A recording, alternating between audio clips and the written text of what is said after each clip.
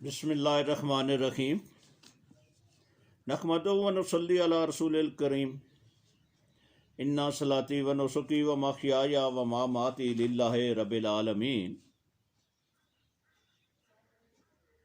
میں خادم علی افسر درباری علیہ مڑا شریف ابھی آپ کو حضرت قدس شباز طریقت زبدۃ العارفین امداد السالکین سلطان العاشقین شیر شاہ غازی غوث زماں قطب دراں قیوم وقت منبع جود و عرفان فخر الاولیاء مفسر قرآن نائب رسول صلی اللہ علیہ وسلم تاجدار موڑوی الحاج پیر ہارون رشید صاحب رحمۃ اللہ علیہ نے قرآن پاک کی جو تفسیر بیان فرمائی ہے، تحریر فرمائی ہے، اس میں سے سورۃ بقرہ کی آیت نمبر 5 کی میں آپ کو ابھی تفسیر پڑھ کر سناتا ہوں۔ حسب اجازت خادم اسلام امیر سلسلہ عالیہ نسبت رسولی صلی اللہ علیہ وآلہ وسلم غوث زماں قطب الارشاد منبع جود و عرفان پیر طریقت رہبر شریعت نائب رسول صلی اللہ علیہ وآلہ وسلم جناب الحاج پیر ڈاکٹر غلام محمد گور نذیر گور صاحب مدد اللہ والی سجادہ نشین مرکزی دربار عالیہ موڑا شریف۔ الحمدللہ، اللہ تعالیٰ کا لاکھ لاکھ شکر ہے کہ مالک ملک نے اپنی یاد کی توفیق اور موقع عطا فرمایا۔ لاکھوں اور کروڑوں درود حضرت محمد مصطفیٰ صلی اللہ علیہ وآلہ وسلم پر، جن کے طفیل مالک ملک نے یہ مہربانی عطا فرمائی۔ سامعین قرآن، اللہ تعالیٰ نے قرآن پاک میں ارشاد فرمایا، اعوذ باللہ من الشیطان الرجیم، بسم اللہ الرحمن الرحیم۔ ساری یہ معذرت سے یہ 23 اور 24 آیت نمبر 23 اور 24 ہیں۔ وَإِن كُنتُمْ فِي رَيْبٍ مِّمَّا نَزَّلْنَا عَلَىٰ عَبْدِنَا فَأْتُوا بِسُورَةٍ مِّن مِّثْلِهِ وَادْعُوا شُهَدَاءَكُم مِّن دُونِ اللَّهِ إِن كُنتُمْ صَادِقِينَ فَإِن لَّمْ تَفْعَلُوا وَلَن تَفْعَلُوا فَاتَّقُوا النَّارَ الَّتِي وَقُودُهَا النَّاسُ وَالْحِجَارَةُ أُعِدَّتْ لِلْكَافِرِينَ۔ اور اگر تم اس میں شک کرتے ہو جو ہم نے اپنے بندے پر اتارا ہے تو تم ایک صورت اس کی مثل بنا کر لے آؤ اور اپنے مددگاروں کو بھی مدد کے لیے بلاؤ جو اللہ تعالیٰ کے سوا ہیں، اگر تم سچے ہو۔ اور اگر ایسا نہ کر سکو اور ہرگز نہ کر سکو گے تو تم اس آگ سے ڈرو جس کا ایندھن انسان اور پتھر ہیں اور وہ کافروں کے لیے تیار کی گئی ہے۔ اللہ تعالیٰ کا یہ دعویٰ اس قدر صاف ہے کہ 1400 سال سے زیادہ عرصہ گزر گیا لیکن کوئی اس کا جواب نہیں دے سکا۔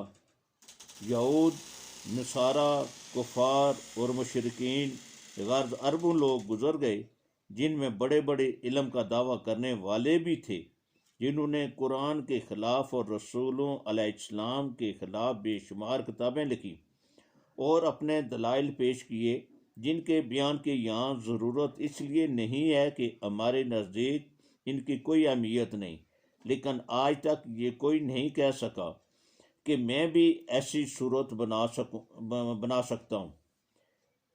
یہی ایک بہت بڑا ناقابل تردید ثبوت ہے کہ قرآن پاک اللہ تعالیٰ کی کتاب ہے، اس اللہ تعالیٰ کی جس کی کوئی مثال نہیں اور نہ ہوگی، جو سب کا خالق اور مالک ہے، اور یہ عظیم کتاب اللہ تعالیٰ کا فرمان ہے، سچی اور برحق ہے۔ یہ اعلان تو ان مشرکین مکہ کے سامنے کیا گیا تھا جو خود کو اہل زبان سمجھتے تھے، جن میں ابو جہل اور دوسرے کفار شامل تھے، جو ہر معجزے کے بعد یہ کہہ کر انکار کر رہے تھے کہ یہ جادو ہے۔ ان سے اور کوئی جواب نہ بنتا تھا۔ ابو جہل، جس کو جہالت کا باپ یعنی سب سے بڑا جال کہا جاتا تھا اور قیامت تک یہی اس کی صفت ہوگی اور لقبوں کا، وہ ان پڑھ نہیں تھا بلکہ بہت بڑا ادیب تھا، عالم فاضل تھا۔ اب کا دستور تھا کہ ادیب اور شعراء اپنے کلام کو صبح کے وقت کعبے کی دیوار کے ساتھ آویزاں کر دیتے تھے تاکہ باہر سے آنے والے قسم قسم کے ادیب اس کی تصحیح کریں۔ تو ابو جہل لوگوں کی کلام کی ایک ایک سطر کی تصحیح کرتا تھا۔ اس کو کہا گیا کہ اس اللہ تعالیٰ کے فرمان کو نہیں مانتے تو اس کی مثال ایک صورت لے آؤ اور اس کام کے لیے اپنے سارے مددگاروں کی مدد بھی لے لو۔ چونکہ یہ امر یقینی اور ظاہر تھا، اس لیے اس پر زور دینے کے لیے اللہ تعالیٰ نے ساتھ یہ بھی فرما دیا کہ اگر ایسا نہ کر سکو اور ہرگز نہ کر سکو گے تو پھر عقل سے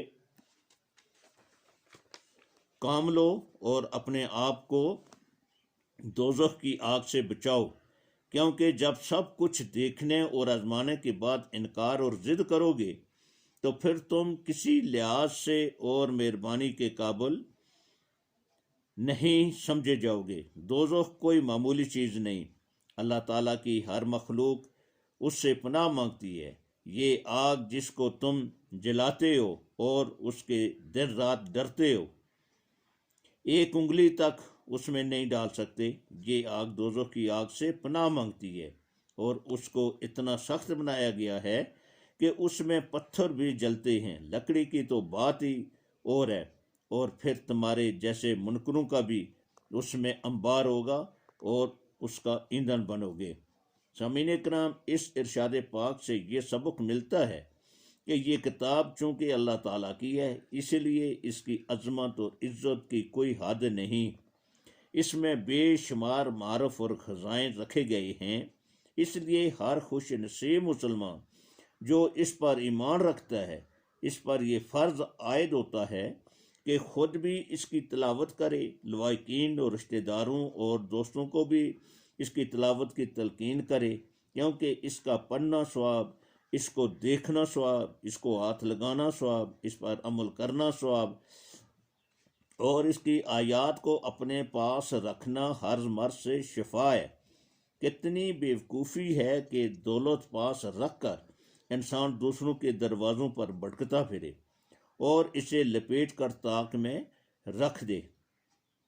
شیطان کو ہر وقت خوف رہتا ہے کہ اس کو پڑھ کر اور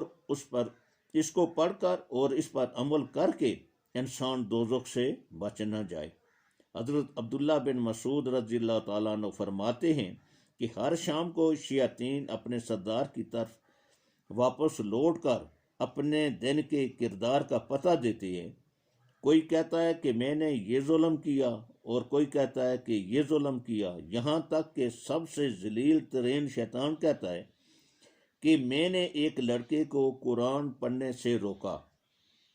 اس بات پر شیطان اٹھ کر اس کی تعظیم کرتا ہے اور اسے پاس بٹھاتا ہے، لیکن یہ بات سمجھنے والی ہے کہ کیا قرآن مجید کی تلاوت ہر ایک کو فائدہ دیتی ہے؟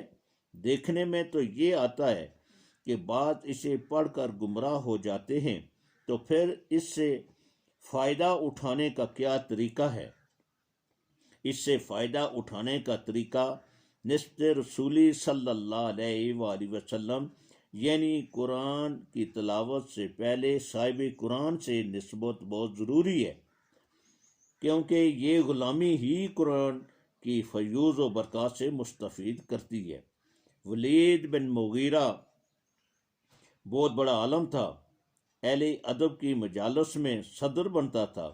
ایک دن صبح کو خانہ کعبہ میں گیا تو دیکھا کہ سورۃ کوثر کاغذ پر لکھی آویزاں ہے۔ پڑھ کر چیخ اٹھا کہ ما ھذا قول البشر، لیکن پھر بھی اسے ایمان نصیب نہ ہو سکا، کیونکہ نبی پاک صلی اللہ علیہ وآلہ وسلم سے نسبت نہ تھی، جو دراصل ہدایت کا ذریعہ ہے۔ سامعین کرام، یہ محفل اسی نسبت رسولی صلی اللہ علیہ وسلم حاصل کرنے کے لیے منعقد کی جاتی ہے۔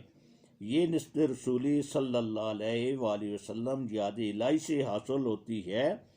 اب خلوص دل سے یاد الہی شروع کریں۔ سے غور سے سنیں سمجھیں اور اللہ تعالیٰ سے دعا کریں کہ اللہ تعالیٰ توفیق عطا فرمائے، ہم اس پر عمل کریں اور ہماری دنیا اور آخرت سنور جائے۔ ساتھ ہی 9، 10، 11 جون حضور بڑے پیر صاحب پیر نذیر احمد رحمۃ اللہ علیہ سرکار مولوی اور پیر شیر شاہ غازی پیر ہارون رشید صاحب رحمۃ اللہ علیہ کا عرس مبارک ہو رہا ہے۔